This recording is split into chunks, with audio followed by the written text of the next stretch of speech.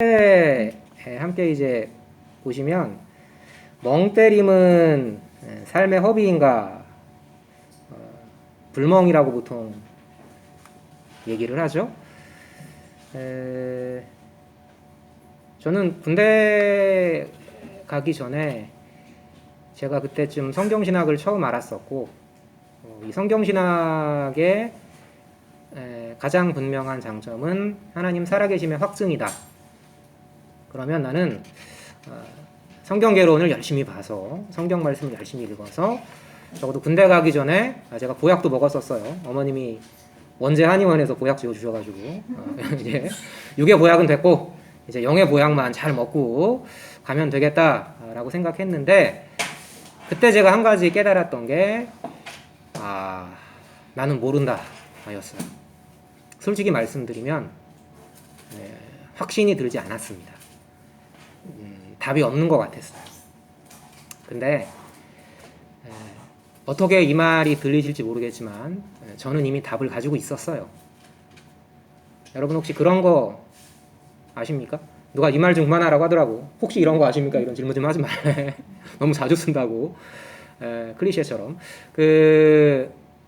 상담하는 분이요, 자기를 찾아오는 내담자라고 하죠. 내담자와 상담을 할 때 이미 전제를 해요. 내담자는 상담하러, 고민거리를 상담하러 오는 사람은 이미 본인 안에 답을 가지고 있어요. 이미. 그럼 상담자의 역할은 뭡니까? 그 안에 있는 답을 스스로 찾을 수 있도록 도와주는 거예요. 저는 이미 군대 가기 전에 제 안에 성령 하나님께서 계셨어요. 그런데 저는 그걸 몰랐던 거죠. 우리 구약시대와 신약시대 성령의 가장 중요한 차이는 제가 뭐라고 설명드렸습니까? 오순절 성령 강림 이후에 성령 하나님은 항상 우리 안에 계세요. 다만 우리가 그것을 말씀과 기도와 찬양을 통해서 분명히 드러내지 못할 뿐이죠. 저는 이미 답을 갖고 있었습니다. 그래서 저는 하나님을 내가 육의 양식, 영의 양식이 부족하다고 생각했지만 군대에서 훈련소 있는 기간 동안 그게 이렇게 나오더라고요. 저는 드러내려고 하지 않았는데 주변 사람들이 그걸 알더라고요. 제가 교회 다니는 거예요. 자연스럽게 흘러나옵니다. 여러분들이 이 하나님 손아귀에 벗어나고 싶어도 절대 벗어나지 못한다라는 거. 이게 오늘 얘기의 결론이에요, 사실은.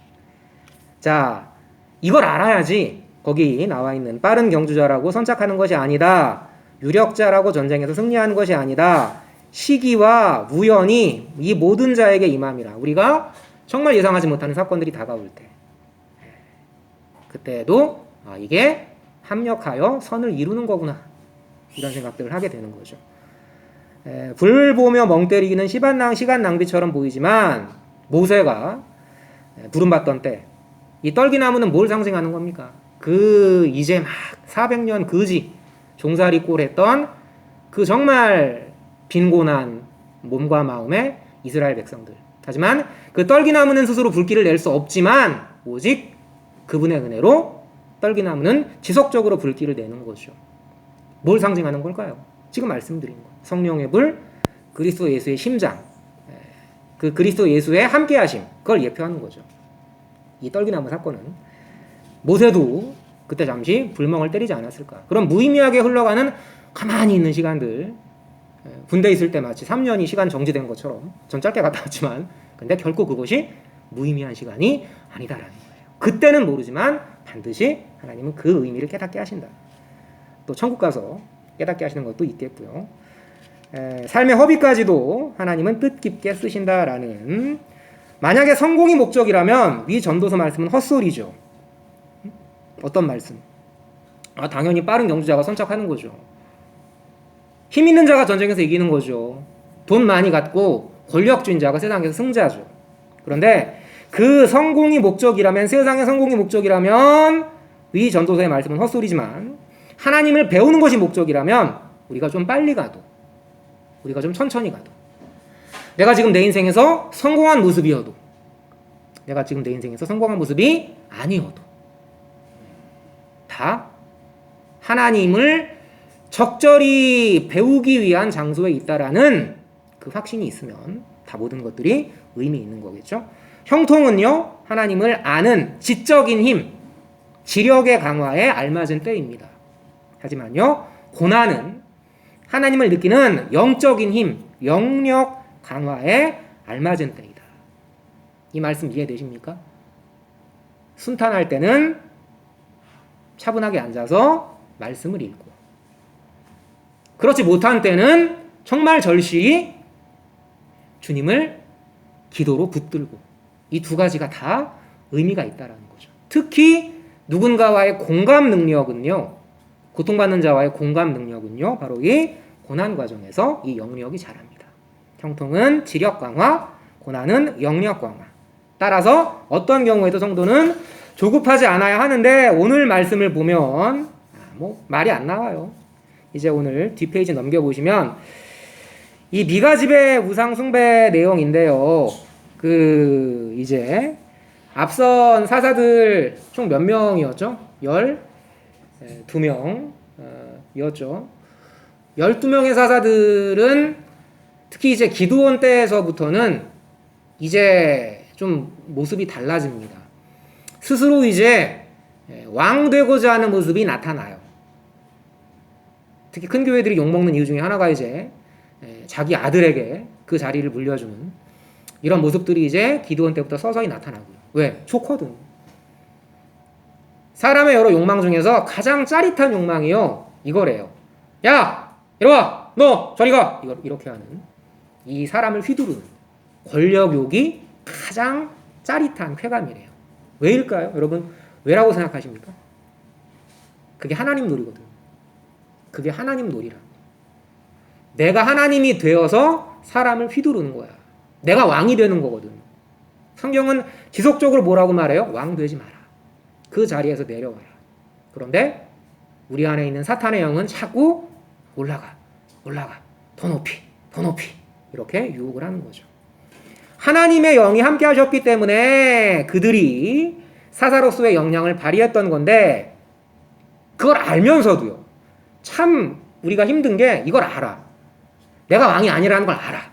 그런데요, 여러분 나중에 그 재밌는 책 중에서 스크루테이프의 편지라는 책이 있거든요.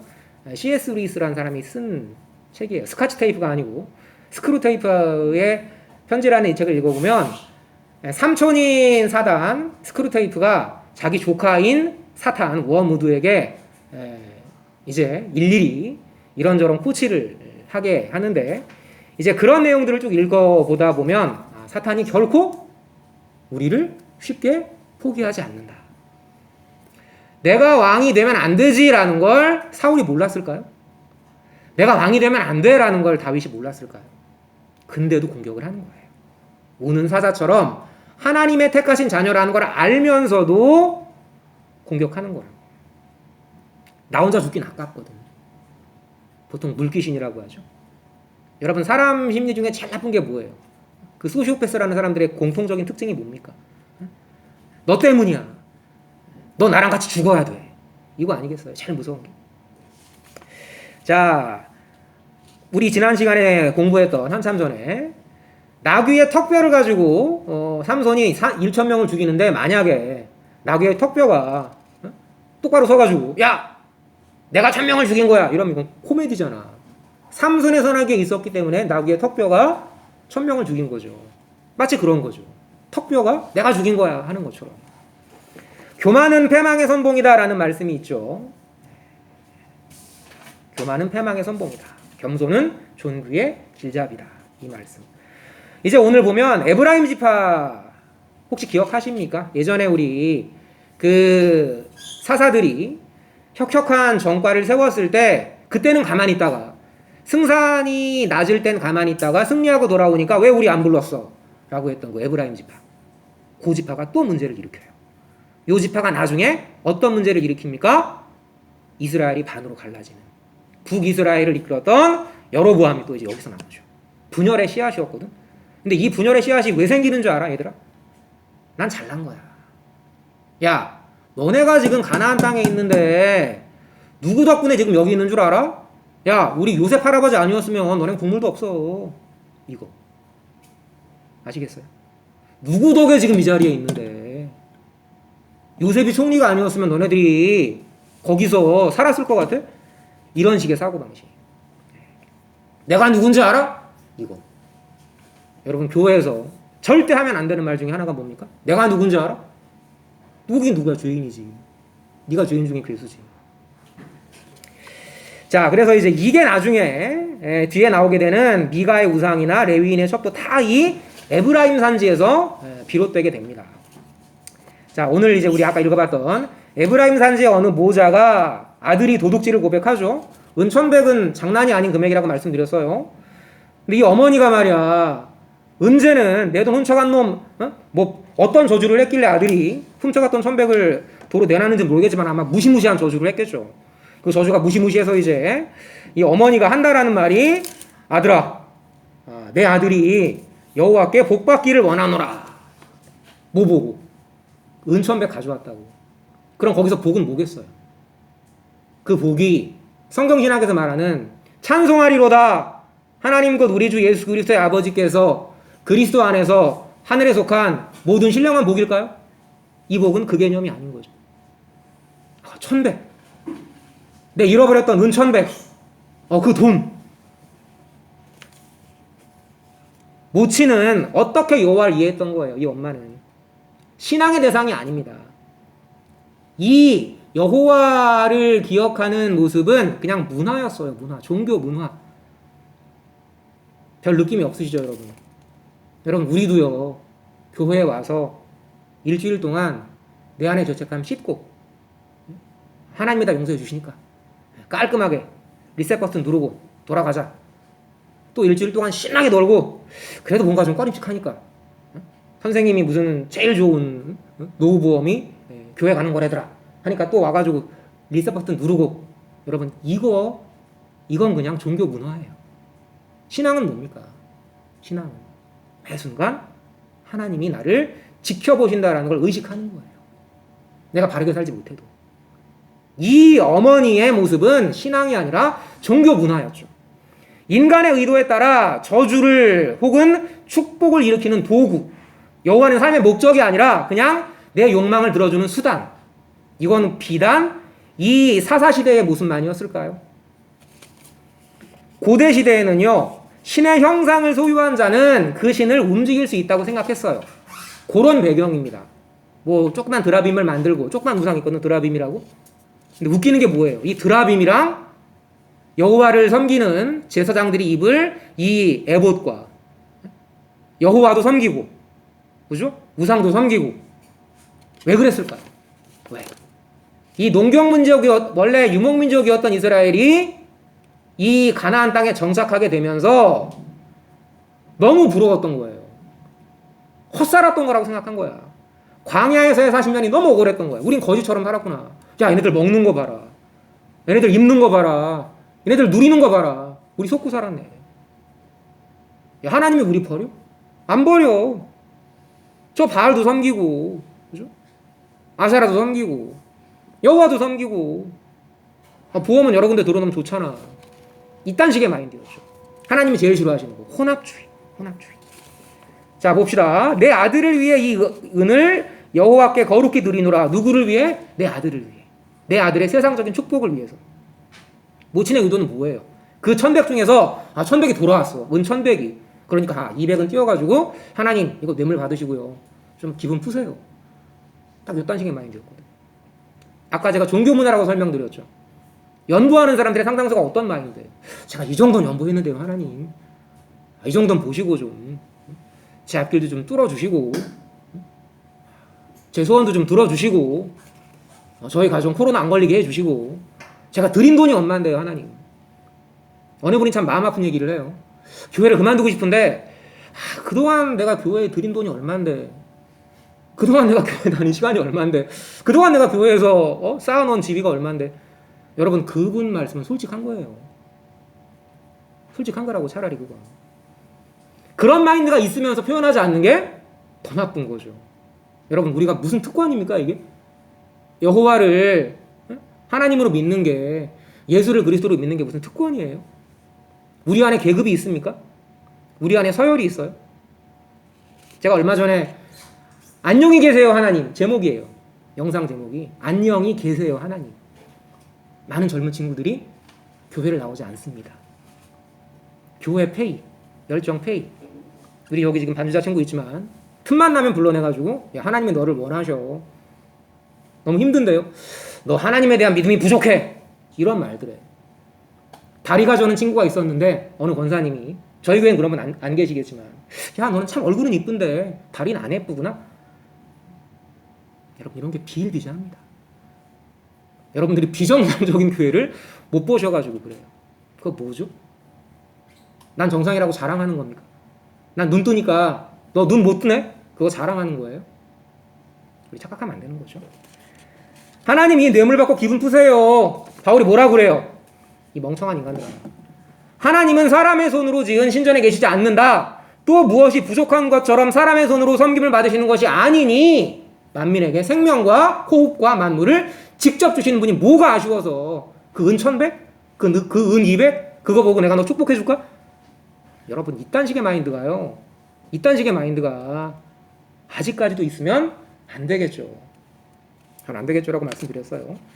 재력과 마음대로 하나님을 부린다. 은 1,100은 제사장의 1년치 연봉 110년치.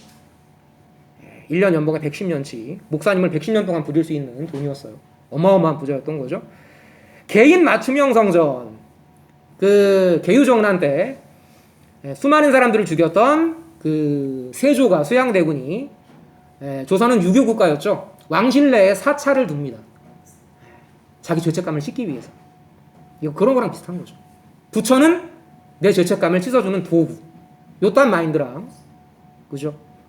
여호와는 내 소원을 들어주는 도구. 개인 맞춤형 성전을 두어요. 미가 집의 신당이란 말은 정확하게는 하나님의 집이란 뜻입니다. 내 집 안에 하나님의 집이 있어. 그건 무슨 얘기예요? 언제라도 하나님은 내가 콜 버튼 누르면 무슨 버튼이요? 콜 버튼 누르면 뿅 하고 나타나셔가지고 내 필요를 채워주시는 존재. 이게 바로 성경 아까 우리 봤던 17장 6절 정말 중요하죠. 그때는 뭐가 없었으므로 이스라엘의 왕이 없었습니다. 이 왕은 이방에 있는 나라들의 왕을 의미하는 것도 되겠지만 궁극적으로는 뭡니까? 내 삶의 중심인 여호와. 그 여호와가 이 땅에 오신 예수. 중심이 없기 때문에 항상 흔들리는 거죠. 전 개인적으로 교회에 우리가 지금 체제개혁을 한번 심하게 겪었지만 여러분 인간은요 담임 목사가 대단한 존재라서가 아니라 이 말은 되게 조심해서 해야 되는데 인간은 구심점이 없으면 항상 지멋대로 행동하게 돼 있어요. 사회주의가 왜 망했습니까? 민주주의가 지금 왜 흔들리고 있어요? 인간은 절대로 어떤 중심되는 구심점이 없으면 내가 꼭 그 자리에 올라가려고 해요. 담임 목사님이 필요한 이유는 그분이 무슨 어떤 절대적인 권위주의를 발휘하는 존재가 아니라 인간은 항상 일정한 권위가 필요한 거야. 중심이 필요한 거라고. 담임 목사가 지나치게 권력이 강하면 안 되죠. 그런데 악한 인간의 질서를 조정하기 위해서 담임 목사제를 둔 거죠. 그게 장로교 제도의 이제 한 치리 방식이었고 목사 개인이 무슨 대단한 존재라서가 아니라 인간은 항상 중심이 필요하다. 그렇다고 담임 목사가 왕은 아니죠.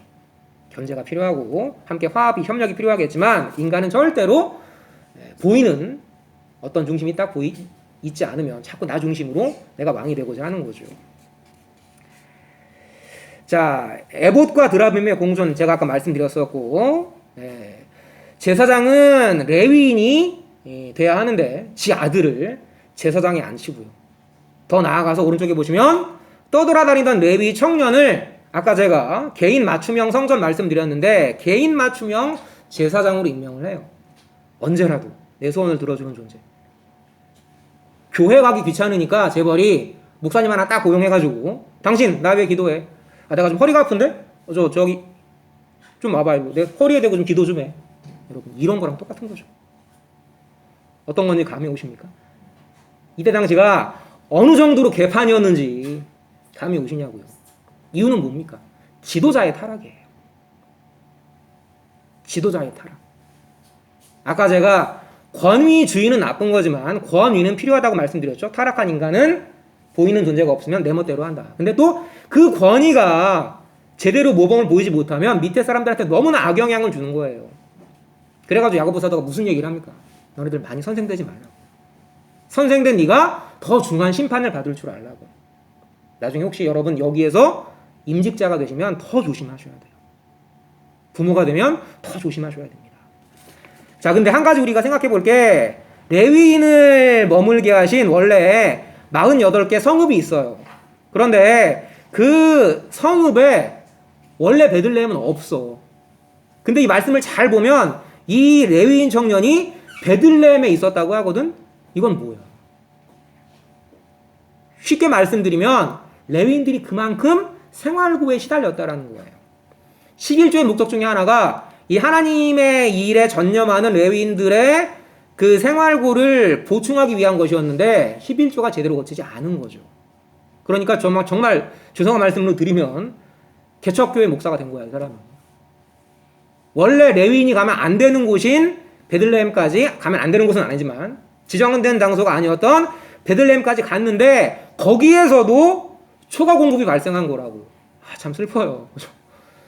길거리 한 블록 지나가면 십자가 하나 있고, 한 블록 지나가면 십자가 하나 있고, 목사님들끼리 성도 경쟁하고, 이거 좀 말씀드리기 대단히 좀 명구스러운 얘기지만 그런 모습이었던 거죠. 어쨌거나 이제 이때는 널리고 널린 게 레위인이었죠. 지금도 널리고 널린 게 교회죠. 아까 제가 약간 좀 대단히 불경스러운 표현을 썼지만 여러분 근데요, 우리 지금 자리 거의 꽉 찼죠? 굉장히 감사하게 생각하는데 이 비좁은 공간이요, 감히 제가 말씀드리건데 언젠가는 반드시 그리워질 날이 옵니다. 저와 같은 부족한 설교자가 전하는 말씀이 언젠가는 반드시 그리워질 때가 와요. 뭘 보고 알 수 있습니까? 지금 유럽 교회들을 보면 알 수 있어요.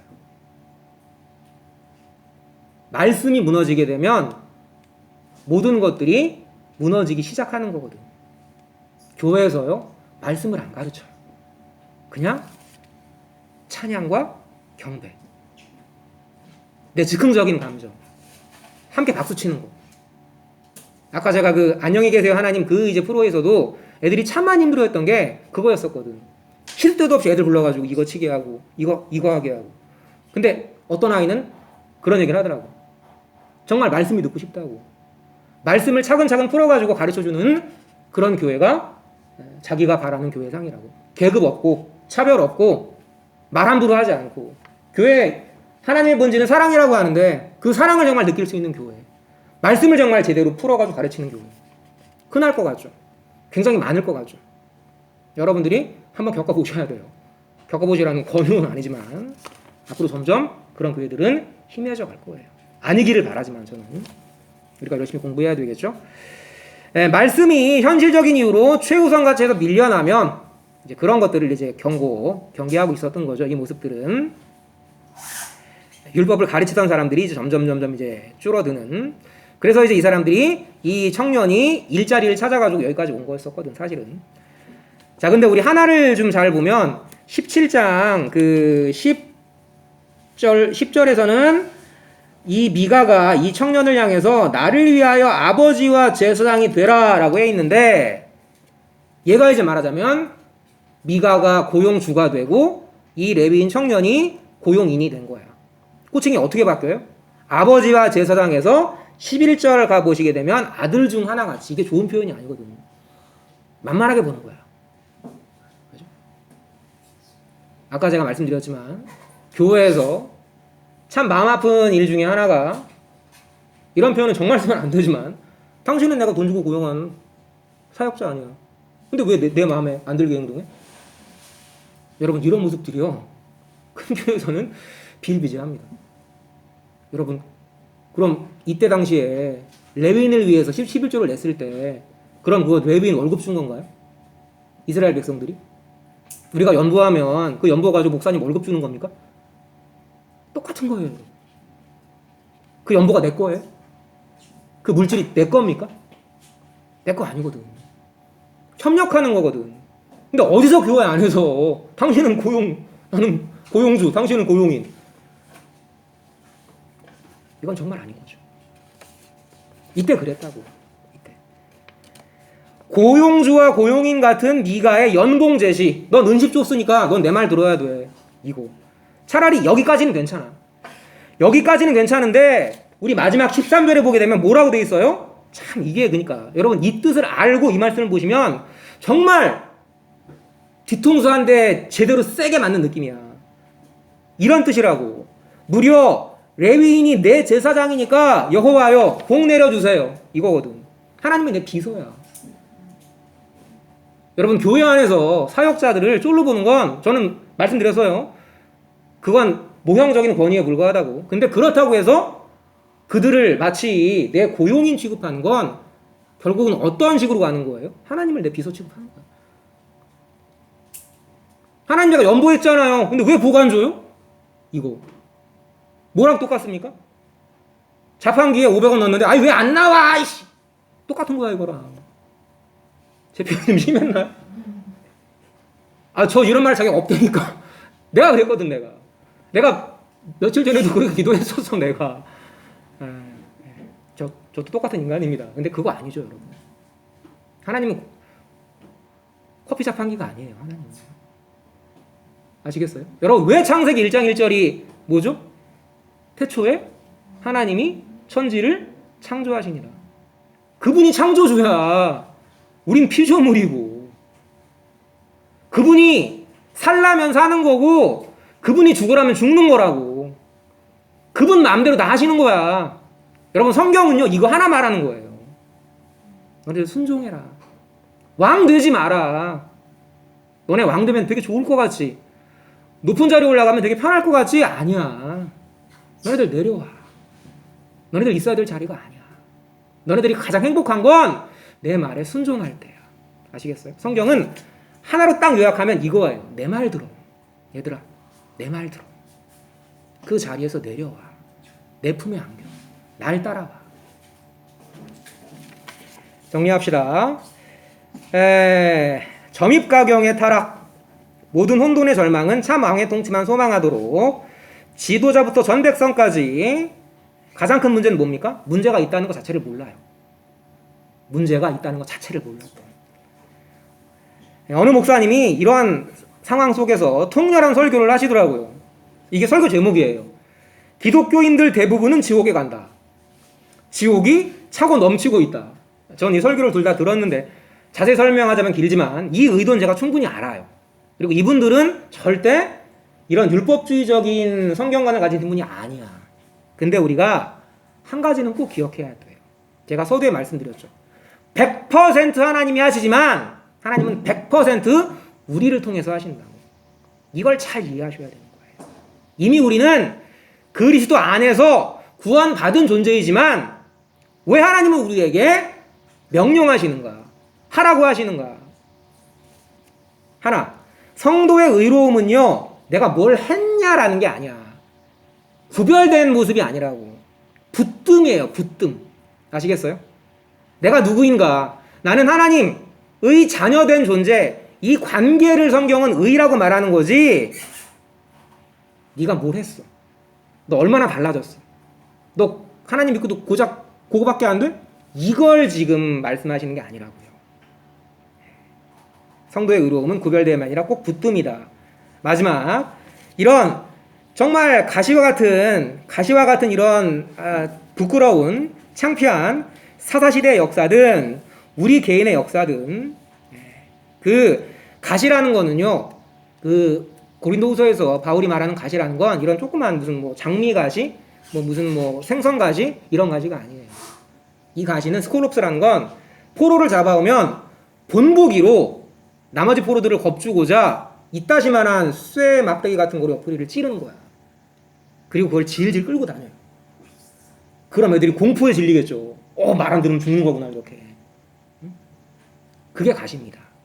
바울이, 제가 시간이 없어가지고 그 가시 때문에 너무 괴로웠던 거예요. 3번씩이나, 이 3번씩이라는 말은 횟수로 3번이 아니라 죽도록 기도했다는 거예요. 너무 괴로워서. 근데 그때 하나님이 그 바울에게 주셨던 말씀은요, 바울은 천국을 갔다 왔던 사람이거든요. 본 사람이야. 또 천국 복음을 전하는 사람이라고. 얼마나 이 사람은 말하자면 영적으로 충만한 사람이겠어요. 나자지라고. 내 말 들으라고. 순종하라고. 내 사랑이 내게 족하다고. 그 가시가 아니었다면 바울은 절대로 하나님을 절실하게 겸손하게 붙들지 못했을 거라고. 내 삶에 가시가 있어요. 너무 괴롭습니다. 저 내일 큰일이 있어요. 어떡하죠 하나님?